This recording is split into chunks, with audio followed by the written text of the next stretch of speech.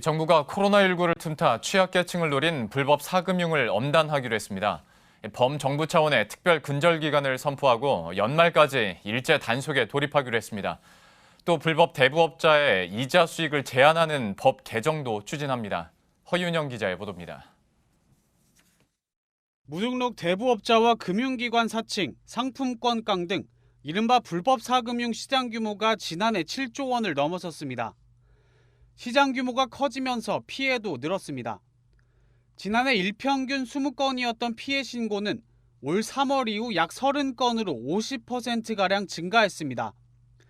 코로나19 충격이 본격화된 뒤 생계가 어려워진 취약계층이 불법 사금융으로 내몰린 결과입니다.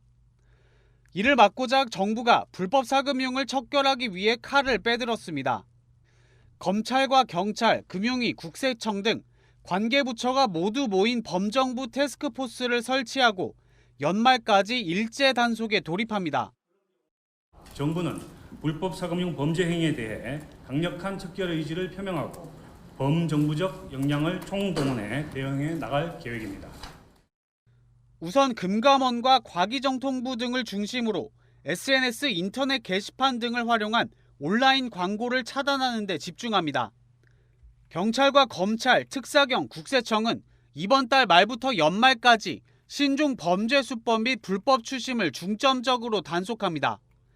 조직적 불법 대부업, 불법 채권 추심 행위에 대해선 적극적으로 처벌할 방침입니다.